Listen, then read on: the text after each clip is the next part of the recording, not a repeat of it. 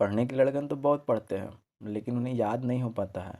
जैसे मैं पिछले वीडियो में बताया था कि भारत के राजमार्ग के बारे में बताया था, तो इसी वीडियो में हम बताएंगे भारत के राष्ट्रीय जलमार्ग के बारे में बताएंगे। तो हम मेन मकसद यहाँ हमें याद करवाना है। पढ़ने के लिए तो आप लोग बहुत पढ़ते हैं और कहीं से भी पढ़ लेते हैं, लेकिन मेन मकसद होता है कि इसे याद कैसे किया जाए। तो हम आपको बताते हैं याद करने का सबसे बेस्ट तरीका बताते हैं। जब हम बाड़ू नू तो रौरा के कोनो टेंशन नहीं होवे, देख बुझ गेलू नू। देखिएगा, सबसे पहले देखते हैं कि नेशनल वाटरवे वन यानी भारत के राष्ट्रीय जलमार्ग एक के बारे में बताते हैं। तो सबसे पहले आप देखिएगा कि अगर किसी लड़का का शादी होता है तो देहात में आप बोलते देखे होंगे कि इरे ओकरा हल्दी लगते हैं।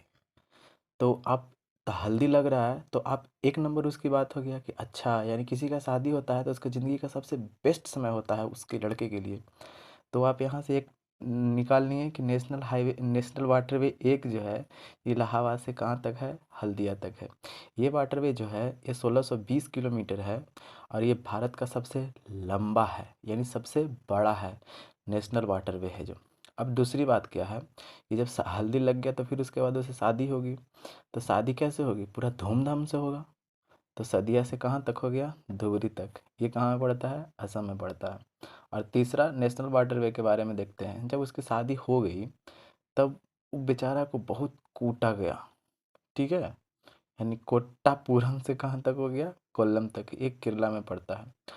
और फिर उसके बाद नेशनल वाटरवे चार के बारे में देखते हैं कि जब बेचारा को कूटा गया बहुत ज़्यादा तो बेचारा आंधर हो गया।